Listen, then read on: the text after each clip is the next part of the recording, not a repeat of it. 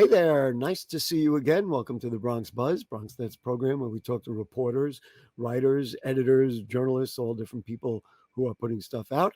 And in our second segment this evening, we're going to talk to somebody in the Bronx who's literally working to change the world. But we'll get to that in a moment. Right now, let's bring on Bronx Times staff writer, our friend Aliya Schneider. Always good to see you, Aliya. Nice to see you. Thank you for joining us. Thanks for having me. Aliya, I'm just going to say it, and I said it to you privately. I'm not shy.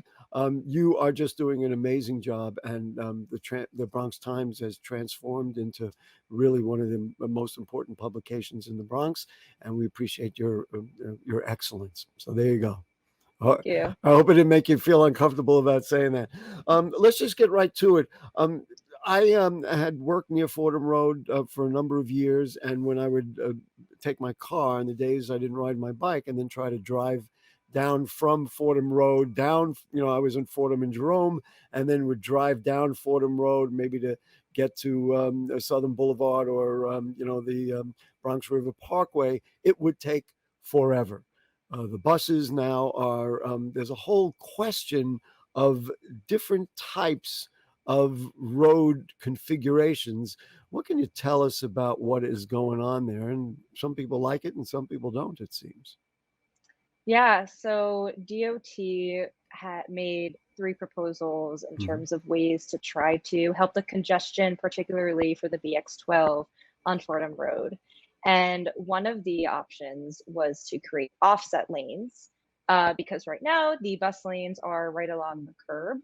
And so creating offset bus lanes would remove one of the driving lanes and create space between the bus lane and the curb for parking and loading. And the So hope with that, let me yeah, just ask you, offset would mean that there would be that bus lane, but then there would be a tiny little lane. They would use some space to give more space for that bus lane. Is that what offset means? yeah, so there would be a lane in between the bus lane and the curb that people could use for loading and for parking. So Oh. DOT said that they would make designated parking zones and loading zones, because a big problem with the bus lanes right now is people are trying to use the curb for loading and double parking, and they're blocking the bus lane. So the hope with that would be those cars would be out of the way of the bus lane because there would be space along the curb. Let's talk about it from the bus perspective to start. This is, as I understood from your article, the busiest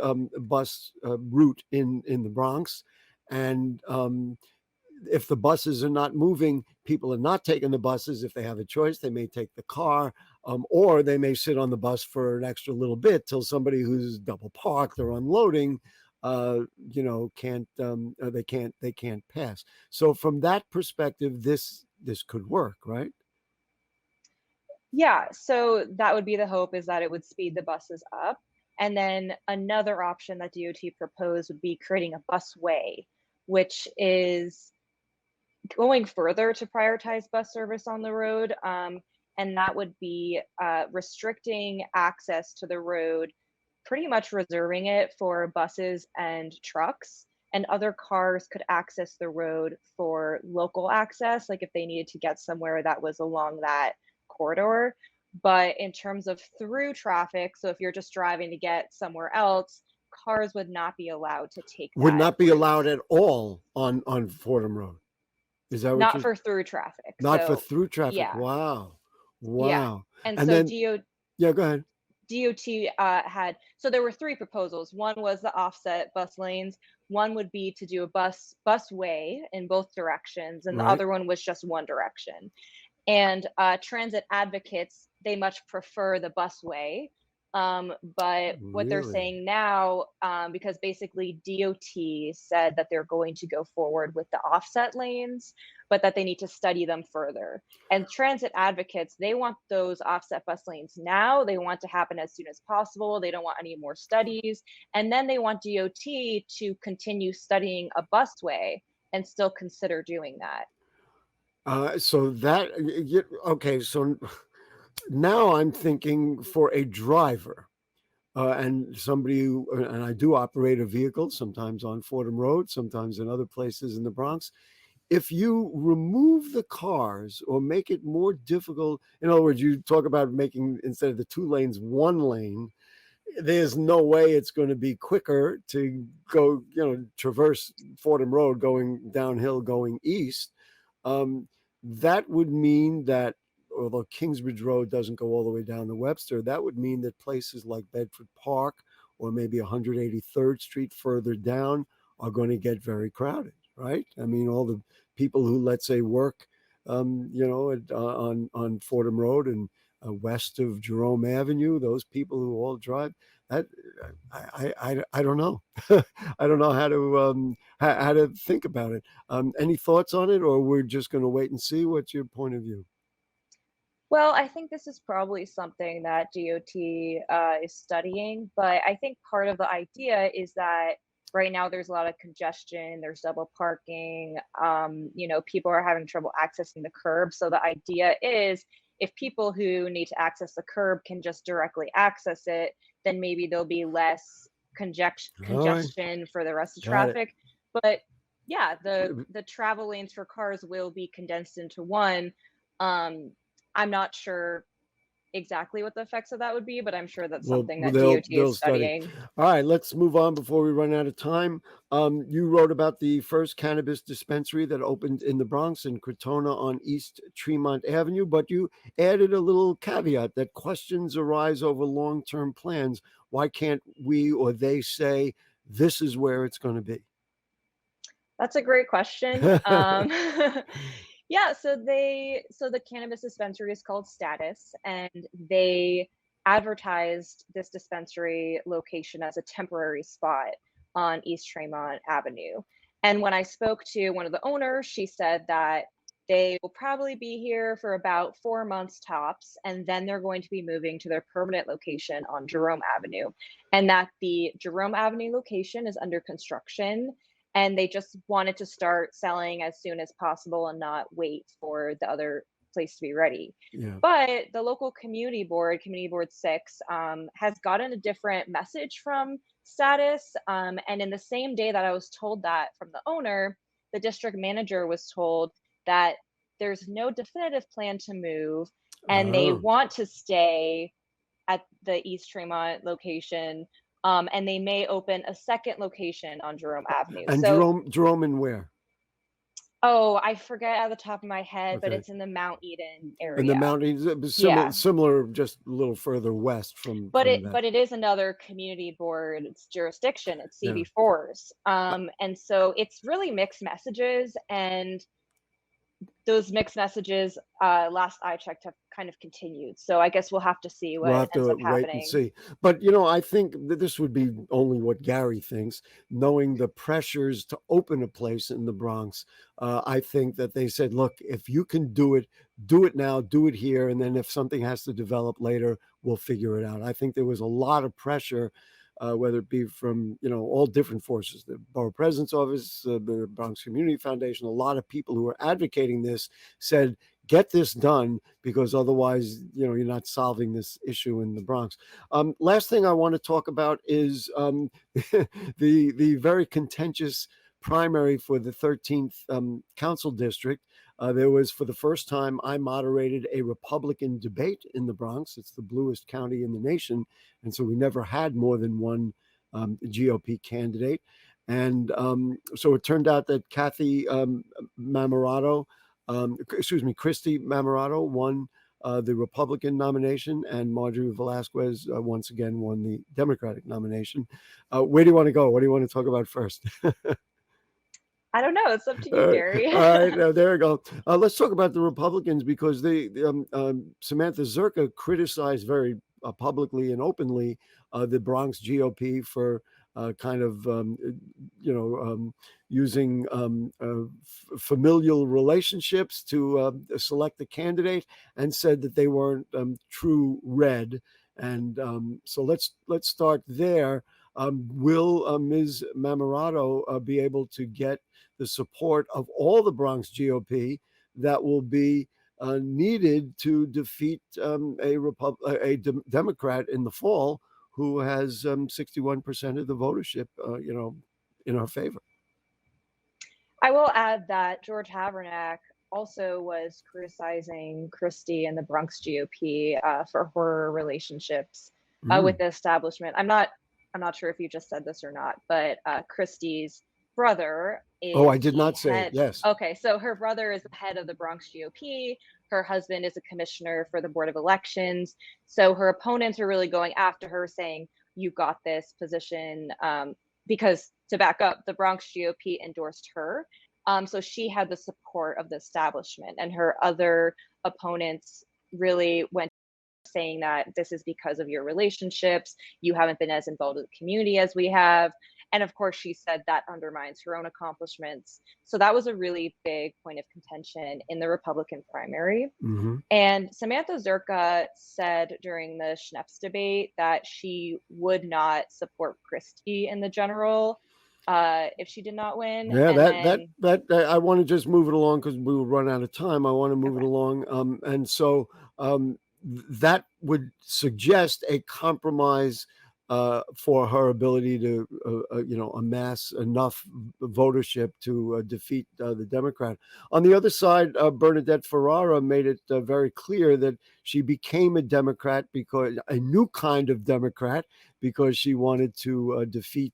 Um, Marjorie Velasquez. It didn't work out in the primary. Are there any lasting effects of that particular attempt on Bernadette's part? well, I think the big question is whether the Democratic primary voters who did not vote for Marjorie Velasquez, whether they will vote Republican in the Oh, general.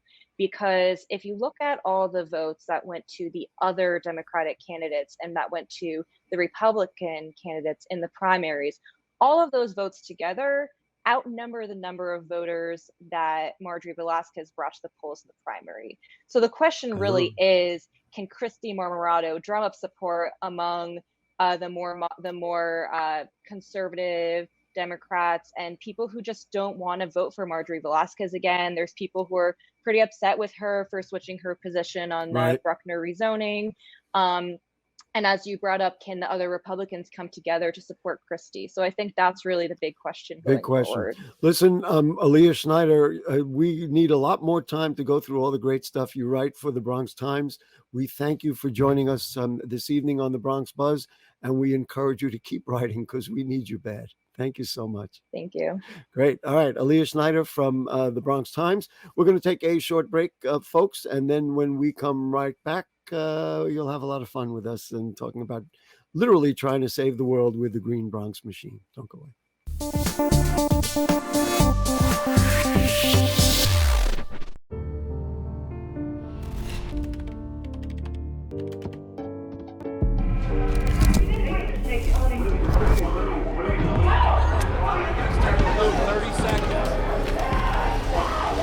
I'm an ex-drug dealer, and I'll be your sub today. Can you see anything different as a pill? No. You don't know? Fentanyl is being mixed into everything now. There's only one thing that will save somebody's life. That is naloxone nasal spray. Fentanyl, it's cheap, it's potent, and it's profitable. Why would drug dealers put a lethal dose of fentanyl in drugs if they know it's so harmful? Really just all about the money. I just didn't realize that one pill could change your whole life. More kids should know.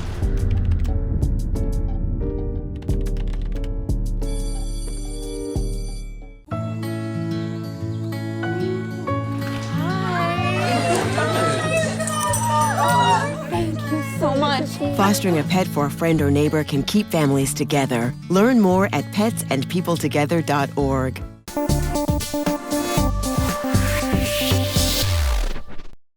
All right, back with you on the Bronx Buzz. What can you say? The Green Bronx Machine is taking over the world, doing the right things. And the founder of the Green Bronx Machine, the host of Let's Learn with Mr. Ritz, #1 Amazon bestselling author. That's the book, The Power of a Plant, award-winning innovator and educator. And all that aside, he's my friend, Stephen Ritz. Nice to see you, Cheese Hat. What's up? Gary, Always wonderful to see you. Thank you so much for having me. And BronxNet, what's up? That's it. I'm excited, baby. This is our year. Okay, well, every year is our year when you're around. Let's start with where you are. You're in St. Louis right now. You've been traveling all summer. Highlights of things that you have done. So literally, thank you for that, Gary. I come to you live from St. Louis, where I'm meeting and discussing how to get better school food to incentivize attendance and save money for public school systems. So it has been a whirlwind summer. Yesterday, I was in Memphis. Before that, I was in Chicago working with By the Hand Foundation to bring them a greenhouse and public programming into public housing, modeled no less after what we're doing in the Bronx and at Yankee Stadium.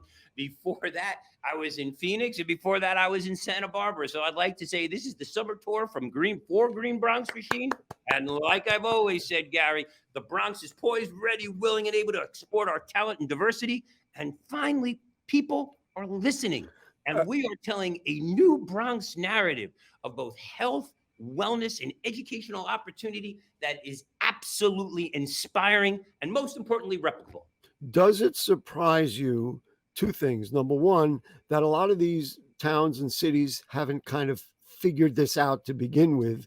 And number two, that once you show up and say, look, I'm promoting your kids being healthier and eating healthier, and we have a greener world, that they say, yes, of course. And you meet with the biggest people in the world, and they all, of course, just say, well, of course, that's correct. I mean, Well, does that surprise you, or is it like, well, of course? Listen, it's been a long journey, as you well know, and I'll keep my politics out of this. But no matter what side of you can't keep politics out of this, but I know you try. I haven't announced my candidacy yet, but that's another story. And I did have the good fortune, believe it or not, of riding the Amtrak sitting next to Chris Christie and spoke to him for an hour and a half about Green Bronx Machine. And he's actually considering coming to visit us, which, when you think about it, is a remarkable accomplishment, either on my end or his end. But either which way, my point being, no matter what side of the aisle you are on, if you can't get behind high-performing schools, high-performing public schools, and happy, healthy children, it is really time to think about who you are. Right, who you are as a human being. I'm a seed spreader and a peace promoter, and I'll talk to anybody who listens. Let's just, you were telling me, dropping some names. You talked about Magic Johnson. Wow. Yes. So, as now, you know, and of course, Magic Johnson would just say, well, of course I support this. How could he not? So I will tell you something. You know my story, and you've referenced my book. In my book, I talked about how Magic Johnson had a huge impact on me, not as an athlete, but as an advocate. When he came and shared his status publicly, what that did for kind of destigmatizing a disease that was ravaging our community in the Bronx in the 80s and 90s, and really encourage people to have awareness and get tested and then be more responsible. So to finally meet Magic Johnson, who knew who I was, to take a picture with him, to talk about partnering with Sodexo and Sodexo Magic to bring the Green Bronx Machine message and programming across the country is truly East Coast, West Coast, or as I like to say, a triple double that's rooted in Showtime. There you go. I'm more grateful for his support. But this is the kind of thing that happens. We want to talk about your TV show, which is Let's Learn with Mr. Ritz, which is featured on BronxNet television. Second season, and this is it, baby. It's really taking off. I wanted to go one more name drop, and that is Jonathan Taves of the Chicago Blackhawks. Is he still playing? My son would kill me for not knowing. But he's been like an unbelievable supporter. Listen, Jonathan, to his credit, has been an unbelievable advocate of the program. Mindful I hung up on him when he called me because I didn't know who he was. I wasn't a hockey. But, we're seeing more and more. And I want to really congratulate Jonathan for being at the forefront of what I call social entrepreneurship and inclusion, because it's tough in a city that is divided as Chicago is, although indicative of many cities around the nation, to take the stand that he took. And he's a champion. So, he sponsored 60 schools in Chicago that now outperform their peer index neighbors by 10 or more percentage points.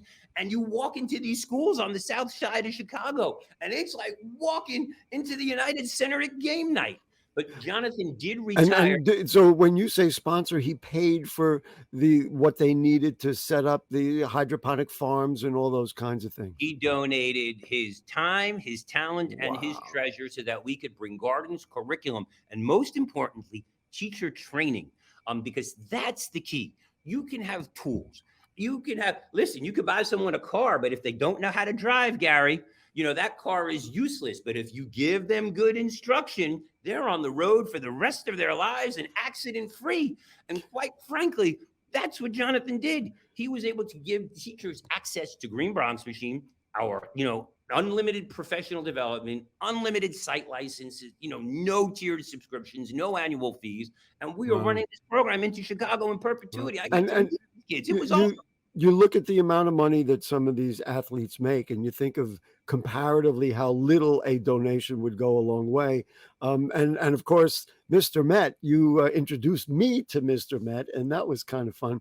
Listen, let's learn with Mr. Ritz. Let's show the little video first, and then we'll talk about when it's going to be on and how parents and teachers and children especially can take a look. So let's learn with Mr. Ritz. Welcome to my class, students. Hi, Mr. Ritz. Hello, Mr. Ritz. Hi, Mr. Met. I wonder, what is a seed? Are there any dinosaurs living today? Why doesn't the big blue whale have any gills? I have so many more questions. Let's go. Whoa. How am I going to plan a party in 5 days? I'll give you a hand, Mr. Ritz. Where are we? Let's investigate. 5 plates bring me to 5 fingers. Welcome to our next episode of Power to Table to Tony Cooking Show. Mouth-watering watermelon arugula salad. Caprese ensalada. Superfood strawberry salad. Mamma mia! Look at that big red rainbow of goodness. Fruits and vegetables come in every color imaginable. Ooh, a strawberry. I'll see you next time.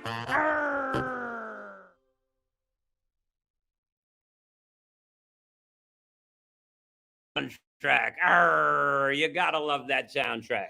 I do love it, and it just is electric. So this is the second season. Yeah. What do you want to tell us about it? And let me just say, Saturdays, the next couple of Saturdays at 12 p.m. on BronxNet's Channel 70. Go ahead. But here's the deal. During the pandemic, we launched season 1, which were full 22-minute episodes like network TV. And we had 2 million views, which is remarkable. But now that school's back in session, kids can't watch 22 minutes in a classroom. So these episodes are 4 to 7 minutes long. Wow. And they learning activities. They kick off a lesson. They teach kids how to read, how to write a letter, how to make a list, how to do a science journal, how to shop, how to cook, how to draw a specific item. And teachers and principals across the nation are telling us that they absolutely love these episodes to kick off instruction. So it's been brilliant. And here's the best part, Gary. I'm working on replacing you and me because these episodes are being filmed and written and produced by our students. So imagine teaching kids in public housing, teaching kids at CS 55 to film, to produce, to edit, to write, and to script this. They do the work. I get the credit. I get to be here with you. And we are growing the next generation of Anderson Pegueros. I mean, it's just awesome sauce. Wow, that really is unbelievable. I want to just rewind because of course we've talked about it in a number of forums, whether here on Bronx Talk or in the street. Your personal history to bring you so passionately to this point was a personal story for you, and you transformed yourself through the same things that you teach. Why, to me, it's as good a lesson in all the things you're talking about as any. So just talk about your past and where you are and why you're so passionate about doing these kinds of things.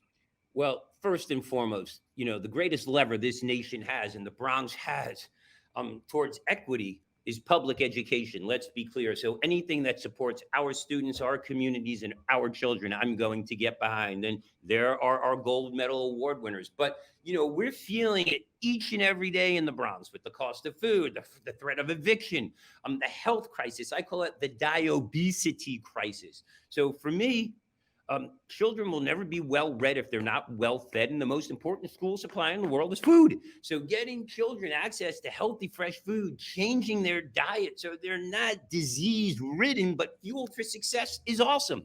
And then to be able to give teachers and colleagues and those who I love so much the tools to succeed and democratize the process with open access, no annual fees, no tiered subscriptions, no ridiculous price cost. You talked about Jonathan, you talked about Mr. Met. Realize for $6,500, which is a pittance, you can put a garden in a school, get professional development, have unlimited access to me, our program, and have all the supplies you need in a classroom. So teachers succeed and children thrive. Don't we have answers that people just don't take the time to look at? Listen, we want to do a shout out to both of our buddies, Louis Torres, who is the principal of CS 55, where it's kind of the home base for this. The last thing I want to mention, which I was not aware of it, the Green Bronx Machine is having a gala this year. Is this our first time? This is our first ever gala. And believe it or not, I like to say from Park Avenue in the Bronx to Park Avenue, Manhattan, from the Bronx to the world, October 9th, mark your date. Inside Park at St. Bart's, the iconic church that was the first church to not only welcome African Americans, but the LGBTQ plus community into the clergy. We'll be hosting our gala. We're going to be celebrating our students. The NYC Mayor Eric Adams is going to be there. New York City School Chancellor Dr. David Banks, the Bronx's own Dr. Betty Rosa will be there. We have a couple of VIPs. Gary, I'm looking for you to be there. And I will be there. A bunch of people from BronxNet. Great. This is going to be an opportunity for us to tell our story and to bring our program to not only schools across New York City, but from the Bronx to the world. So please join us. We'll be posting more information, but mark your calendars. It is October 9th in New York City. Of course, you could always reach out to me, Stephen, STEPHEN.RITZ at greenbronxmachine.org, or info@greenbronxmachine.org works too, or follow us on social media. Or reach out to Gary, and Gary will send it along. Listen, also, it's important to raise funds because, as you said, those $6,500 can change the lives of everybody, the parents, the kids, the teachers in our schools. What could be better? Listen, hugs, man. I love you. Gary, I love you. Can't wait to see you. And for everybody out there, do something today that you and your future self will thank you for. What you eat is who you are. I have a fruit smoothie every morning with a little protein powder, and I'm still here. Steve Ritz, you're the best. So are you, Gary. We love you. Okay. Saturdays at noon on BronxNet Channel 70. And that, ladies and gentlemen, will do it for the Bronx Buzz. And so we thank Aliya Schneider from the Bronx Times for joining us in our first segment. And, if the curtain don't fall and the creek don't rise, I'll be back next week. We'll see you then. Good night.